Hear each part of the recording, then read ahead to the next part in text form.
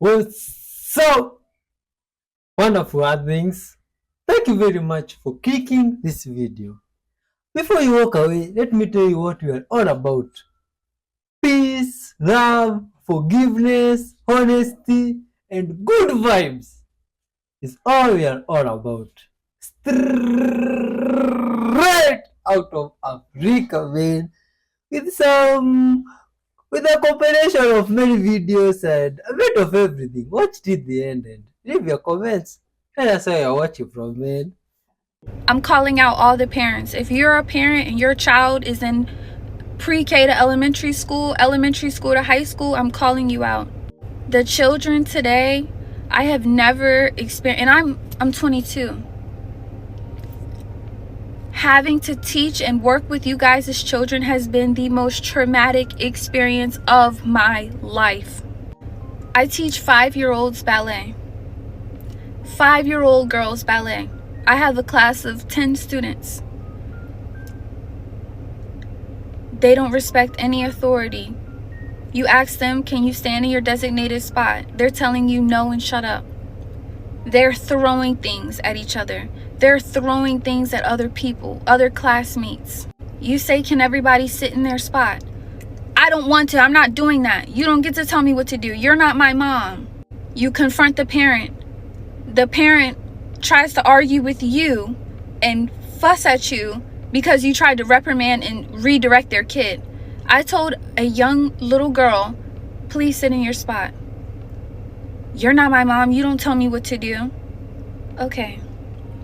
When her mom came to pick her up, I said, hey, your daughter's having a hard time following instructions. And 7 times today, I've had to redirect her to just sit in her spot. Well, clearly she didn't want to sit. And mind you, this is a mom. Clearly she didn't want to fucking sit right there. So, I mean, if she's telling you she don't want to do something, why keep asking her to do it? You know she's not going to do it. What world do we live in? Like, what in you guys' brain as a parent says, my kid not following any directions is a great thing. It's not that serious. And y'all don't have a right to tell her what to do. It's sad. It's sad. It's really, really sad. And another thing that's heart-wrenching is horrifying. It is horrifying. Your 5-year-old daughters are asking to listen to Pound Town and Ski Yee. Your daughters, your 5-year-old daughters are asking, can we hear Pound Town? I'm playing them Princess Tiana ballet music. And they are asking me, can we hear Pound?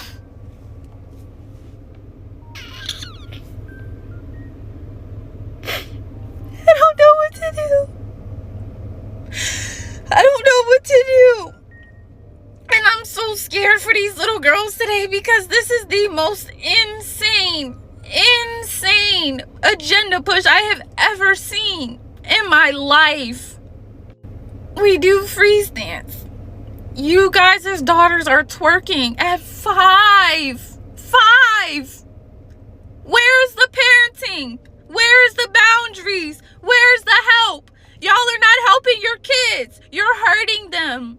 You guys are hurting them. I come every day dressed, ready to go, and I'm in school too. I'm in college. I mean, I put bows in my hair. I'm wearing leotards. I'm trying to get them interested in like proper things for their age, and you guys are exposing your kids to this raunchy secular music. Why is you guys' 5-year-old daughters singing Pound Town? And it's just really, really, really, it's upsetting. And I feel so bad. And I've watched different techniques, soft skills, soft parenting, gentle parenting. I'm patient. I don't yell. I'll say, hey, let's regroup. If you guys need 5 minutes, let's do some breathing. Your kids are telling me to shut up. You guys' kids are saying, I don't want to do that. I'm not doing that. You're not my mom. They're putting they're hitting each other and hitting other kids. You address the parent. The parents are telling you, you don't tell my daughter what to do. It's not that bad. Well, at least she was in the class. At least. It's all these excuses. Y'all come in and you're more worried about what's going on your Instagram and TikTok feed versus being a parent. Be a fucking parent. You guys are horrible fucking parents. Like, I'm sorry to say it, but this generation of some of the mom, not all, but majority that I've dealt with kids that are between the ages of 5 and 4 and 3, you guys don't parent your children at all. They have no basic comprehension skills. They can't sit still. No attention span. They're hitting people. They can't talk. They can't communicate. They don't even know how to say, like, I want to go to the bathroom. If you ask them a question, they're rude, nasty, horrible attitudes at 5, and they want to hear Pound Town. What are you guys doing with your kids? What are you guys literally doing with your kids? Because I have never in my life experienced something so horrible. I literally don't even want to teach ballet to you guys' kids anymore because they are so hard to work and deal with. And I literally see why the teachers are quitting and your kids are getting expelled and kicked out, because it is literally no way that this is happening and you guys don't see any issue with it. I tell you, your kid hit someone and you're saying, well, what the fuck did the little bitch do to my daughter to make her want to hit? Nothing. Literally nothing. Your daughter just decides she wants to put her hands on people and you don't correct her. You're yelling at me, asking me, why does she feel like she wants to hit? What parenting is happening? You guys are worried about seafood boils and dates and fucking like partying and being a hot mom. You guys are shitty moms and it needs a change. Stop listening to Sexy Red around your children. Talk to your kid, interact with them, teach them, listen to them, teach them to respect authority. Don't say you don't have to listen to anyone unless they're me. Your kids are so horrible and hard to deal with, and I'm blaming the parents because they have horrible guidance. And it needs to be a change. And I'm asking, can somebody's mom stitch me and say like what the holdup is? What is the issue? Why are you listening to raunchy music around your kids? Why is it that you have to deal with certain people and be rude about it? Why can nobody correct your kid or help them get on a better track? And why do you guys approve and applaud bad behavior? Why? Because I'm telling you, all the teachers that are good and have genuine interest in building your kid, I want to help them. I want to help these little girls realize that they are precious, that they have purpose, that they're beautiful, that they're smart and intelligent, and that they can be somebody. I don't want to see little 5-year-olds trying to twerk to Pound Town. And you guys think that it's cute. And I'm coming on here because it needs to be a change. So please tell me, as an educator, a teacher, and I'm just a ballet teacher. I'm not a regular trained institutional teacher. I'm teaching 5-year-olds ballet, and these are all the problems starting now, and it's no change happening. So what needs to be done and happen to fix this issue? Please, somebody tell me, somebody make it make sense. Because I'm telling you, I'm this close to quitting and saying I'd never want to work with people's kids again, because this has been the most horrible experience. I've never dealt with an experience like this. Listening to raunchy music around your kids needs to stop. Applauding bad behavior needs to stop. Not giving your kid your attention but throwing an iPad at them or a tablet because you don't want to parent needs to stop. I'm coming on here and I'm begging you guys, I'm asking you to really please make a change. Make a change. Your kids' lives are depending on it for y'all to make a change. Please make a change. So, hello everybody. Thanks for watching up to this far already. You are loved and much respect to you. You see, I saw the other day some people were wondering that some of our videos are not creepy. But from this side of the world, now like this video here, it's very creepy hearing how children are behaving in school and before their teachers. You see, now that's creepy. Because here, if there is a person you respect next to God and parent, is teacher. And the teacher can tell you right down and they beat you and you just accept because you respect them. But now hearing this, it really makes me sad. And I really wonder how people live in other places of the world. Because you see now these people, young people that are growing, these are the future generations. You see, big up to all parents that have brought children to this world. You are loved. But those that have children that are still growing, teach them love, peace, respect, you see, and all the good attributes of a good human. The world will be better in the coming future. Imagine that story we just had if those guys are now the future presidents, and would you imagine how the world could be? Let's keep watching, please. Share love and teach your children well, please. You are all respected. Much love to all parents and children. Like, there it is. Right there. I just need to make it around. It's beautiful. Too many crickets. So if I tie a tree, or tie a fucking rope to that tree, then I know I can make it across and get back across because I'll be holding on to a tree. Well, a rope on a tree. Oh, here it is. Right there. Right behind me. That's how far down I am. That's what I gotta cross to get back. It's fucking scary, yo. But it's not. I can't be scared. Alright, so I just made it up more. It's literally right there. I don't know if I'm gonna go the rest of the way without gear.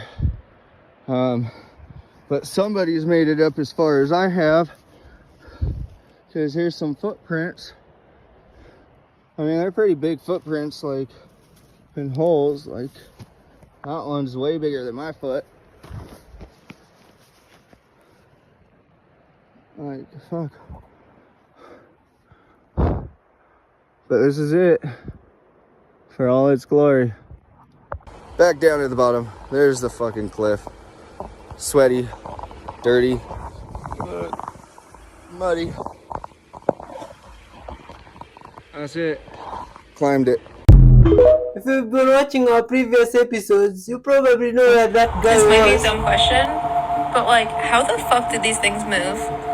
I don't see it swimming. How is it getting there so fast? So, I've already explained a little bit about this video, but I want to take a second to dive into it even just a little bit more. Now, what you're seeing is an elongated version of the video that she showed in hers, and you get to see the whales swimming more actively than you do in that one particular clip. Now, as you see them swimming more actively, you can see their whole body moving. You can see how they can pick up the speed like they do in this shot. Now, of course, there's two things that make that video so trippy. One is the speed at which the orca shows up to the boat, and two, the fact that you can really just see kind of the orca's silhouette as it goes, and you can't see its tail. Now, to some of you, this might be rudimentary information, and to others, it might be brand new. It has not been unbeknownst to me that people watch less killer whale videos than I do. That being said, I'm glad you're all here and I can go into a little bit more. Now, the discoloration on the surface that you see here is the prop wash of the boat. So that's where the propeller is, like all the water that it's leaving behind. Now, when the propeller goes, it leaves a little pocket of water that is being pushed backwards. Now, the orca that we saw in the original video, which is this one, this part of it, goes into that slipstream and is able to be pulled, like, move forward with the momentum of the boat. This is the same way that race cars will go behind another race car to gain speed and go along it. So yeah, my name is the Orca Man. I talk about killer whales on here. That's my whole dig. And if another one of you calls me Ashton Kutcher, I swear to... Here's an unconventional way of making a chocolate mousse. The classic French recipe is based on raw eggs. My eggs are fully cooked here, and I actually think I prefer the taste and texture to the classic. My version is also more stable. You can make these days in advance and just pull them out of the fridge. It's a perfect dinner party dessert, and pretty quick to make. Get a little pot and crumble in a 4-ounce, 113-gram chocolate bar, as dark as you want it. Remember, it's going to be diluted with cream and eggs, so I would say start with chocolate that's pretty dark. Then just turn the heat on low and start it melting. Grab a couple eggs and crack them into a good-sized mixing bowl, taking care to not puncture the yolks. Reach in, fish the yolks back out again, separating them from the white and dropping them into some temporary holding place. Remember that chocolate is usually melted before it looks all the way melted. You won't know until you stir. We don't want to let this burn or seize. We just want nice, smooth, gently melted chocolate. Heat is still pretty low, and now I'll whisk in my egg yolks. Once they're mixed in with the chocolate, they are somewhat safe from curdling, but we need to loosen this up to make it stirrable, so I'm going to pour in some leftover coffee from this morning, but you could use any watery liquid. Orange juice would be awesome, brandy, or milk or plain water. Just enough liquid to loosen this up so that you can whisk it smooth while the egg cooks a little, which shouldn't take long. When you see the egg thicken up a little bit, you're good. If you're not sure, just stop stirring for a sec and see if the mixture bubbles a little. If it does, it is hot enough. I'm using very dark chocolate and black coffee, so I'm going to boost this with a couple teaspoons of sugar, but that's to your taste. Whisk that in, let it dissolve.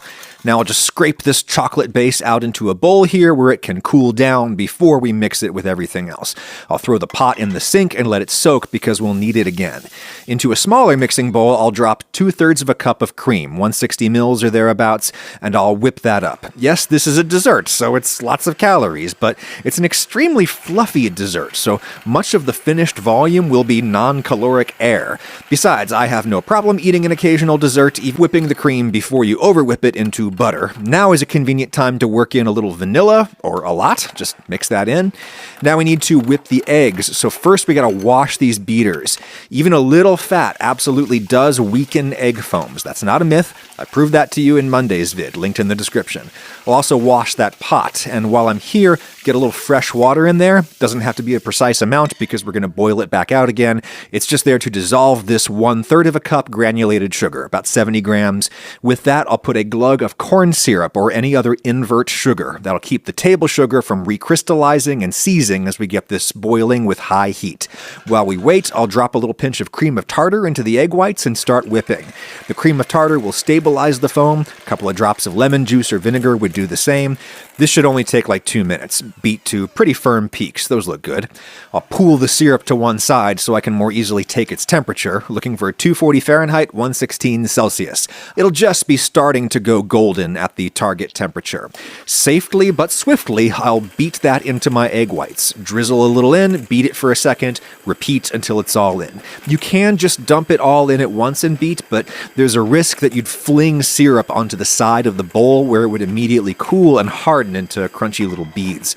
At this point, the bowl should feel hot and you should smell the eggs cooking. Eventually, it'll start looking glossy, like marshmallow fluff, which is exactly what this is, aka Italian meringue. I love the stuff. It's fully cooked and it's super stable. It'll take days to collapse.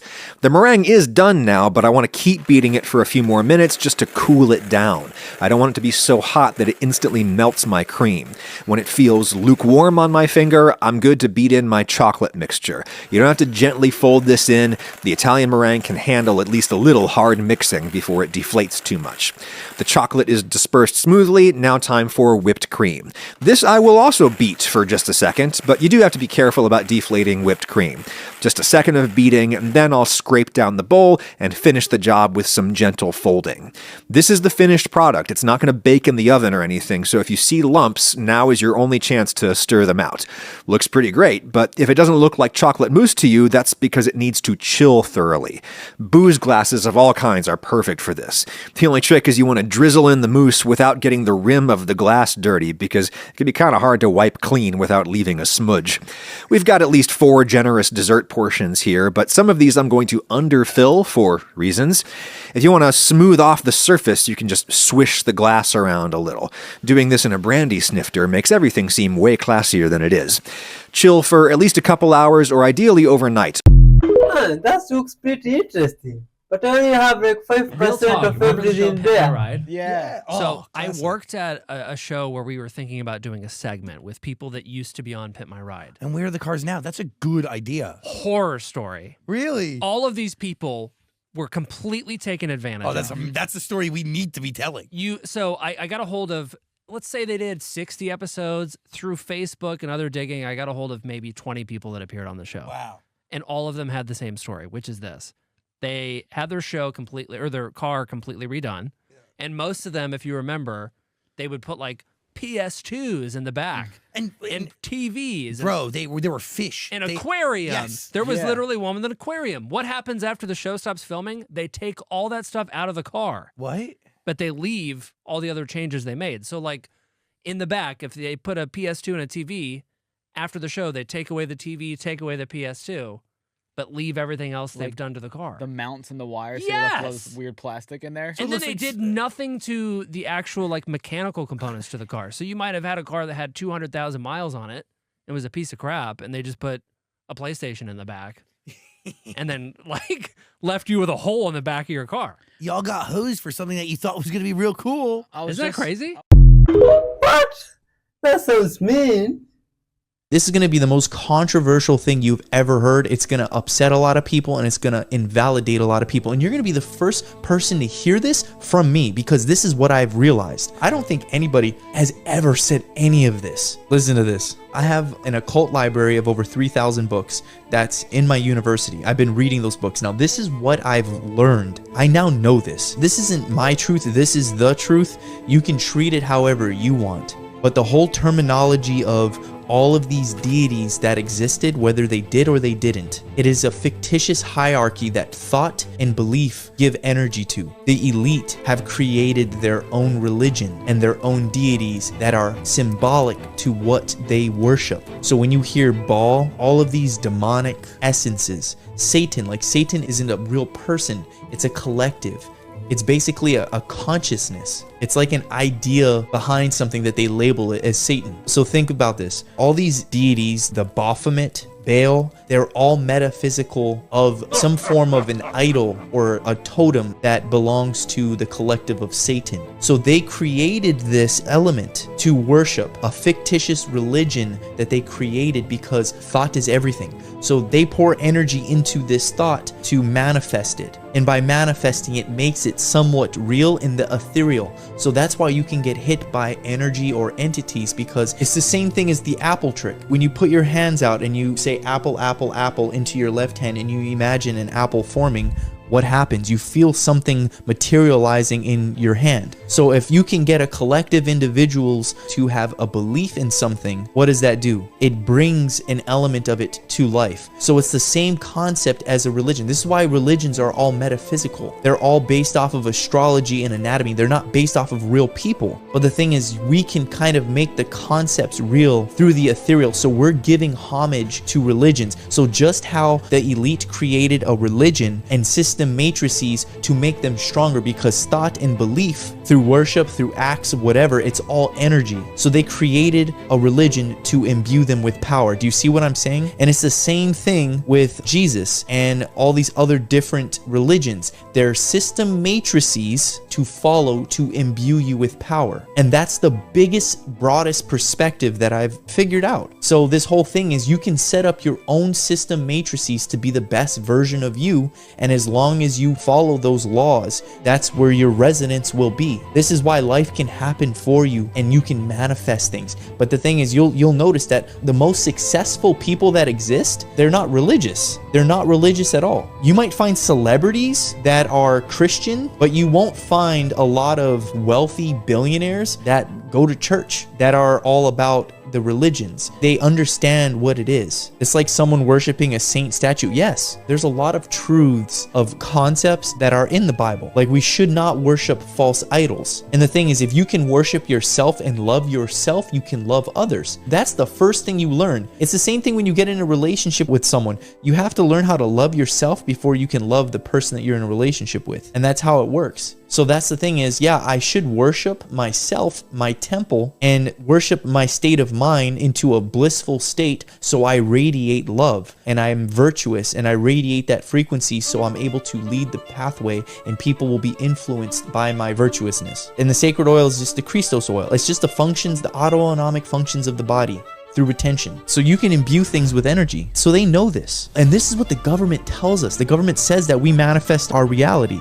That's why when you worship Jesus, Jesus comes to you. That's why all of these different religions, it's like, oh, Allah visited me. Oh, Shiva visited me. Oh, Buddha visited me. Oh, Jesus Christ visited me. But he was white. Oh, but was he white? Was his name Jesus? Was his name Yeshua? You got to understand, you're creating that.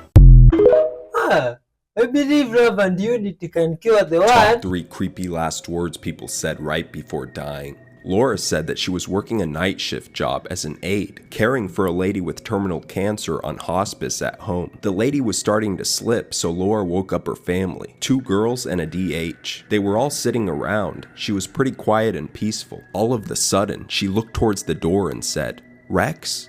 Rex? You're here for me. I'm ready and they won't let me go." Laura then saw a shadowy figure come into the room and felt the creepiest evil spirit. She said that she's not normally spooked, but she was so glad when it was time for her to go home. She said that she turned to watch the spirit and the family was looking at her like, "What are you looking at?" The lady died later that day. A nurse said that she was helping another nurse with a patient who had lived a very hard life. He had numerous things going on with him, from cardiac to renal failure. This man was very much afraid to die. Every time his heart monitor beeped, he would go into a rage, screaming, "Don't let me die! Don't let me die!" She and the other nurse found out why he didn't want to die. About 0 to 100, his cardiac monitor started alarming VTAC. The nurses both rushed into the room. When they got to the room, the man was floating about 2 inches above his bed, and he was laughing. His whole look had completely changed. His eyes just had a look of pure evil in them, and he had this evil smile on his face. He laughed at the nurses and said, "You stupid aren't going to let me die, are you?" Then he laughed again. They were kind of frozen. One of them hit the code blue button, and then the man went into VFib. He crashed back onto the bed. They started coding him, but after 20 minutes it was called. 5 minutes after the code was called, several of the code team were in the room cleaning up, when this man sits straight up on the bed and says, "You let him die. Too bad." He then laughed and collapsed back onto the bed. They heard a horrible, agonizing scream, and so did every other patient in the unit that night. After that, they said that you could hear the words, "Don't let me die," being whispered throughout the unit. Every one of the nurses that night was pale and scared. Nobody went anywhere by themselves. By morning, the whispers of "Don't let me die" were gone. The night shift nurses had a prayer session in the break room before they left for home. They all had nightmares for weeks. Sue said that she had an older male patient who had a massive heart attack and ended up on a ventilator. She said that he was the meanest man ever. His granddaughter worked at the hospital and had apologized for his behavior. She told the nurses that he had always been quite around her. He would bite, kick, spit, and had to be restrained to keep him from pulling every line he had out. Sue said that they coded him 3 times during his stay. After the 3rd time, his demeanor changed and he became much more cooperative. The nurses explained the change as a bit of ICU psychosis that had resolved. The man became a frequent flyer in their ICU, coming in multiple times with CHF and becoming a regular at their outpatient CHF clinic. Sue said that he became a favorite. He was always smiling, laughing, and joking. One day he asked Sue, "Do you remember the first time I was here? How awful I was?" She assured him that she did indeed remember. He then said, "Do you know why I changed?" Sue replied that she didn't, but that she just thought that his meanness was related to his illness. He said no. It wasn't that. He said, "The last time you guys brought me back when my heart stopped, I woke up and remembered being in this very dark place. It was awful. It was totally black, and there was this awful smell of sulfur, and the heat was terrible." He said he called out and no one answered. He said that he remembered hearing that when people die and come back, a lot of them see a light and other good stuff. He said that he was scared that he didn't see a light and knew that he had to change. He lived a couple more years after telling Sue this story, and then he finally died in their ICU. Sue said that she has a feeling that he saw the light and the good things. At least, she hopes so. What? Please love and care for your neighbor as you do for yourself, man. The most strange video on the dark web. Always reveal the truth. The pyramids are not what you think. In this video, he illegally enters the pyramids using a remote-controlled car and stumbles across some terrible things. What terrible things? Let's see what this guy shall come across. This is a very intelligent guy. I mean, he just used his stoica to survey a place. Ha! That's incredible. Let's see what this guy found out. How do you think he found out inside the pyramids? This keeps me always wondering why they never tell us a lot about inside the pyramids. They always talk about them outside and how they are great. But in the inside, we rarely find. What? Oh my god! Oh, oh. What? And this guy was successful in entering his car, his toy car. Oh my god! Ha! What? So I'm in dance, and I just found out this tree is about to crack. Look at it, it's moving. That's not a tree. That's a mimic. That's not a tree. That's a mimic. It looks like it's breathing. It's because it is.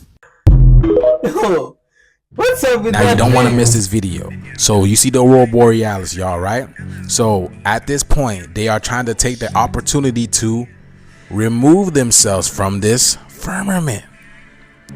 So I believe they are trying to find a weak point into the Aurora Borealis. Oh, that looks like a solar flare. That looks like an eclipse. Look at that, y'all. Do y'all think they're trying to find a weak point? Do y'all think they're trying to get up on out of here? Let me know what y'all think. Like, share, and follow for more. Let's get it. Oh my god. That's creepy, man.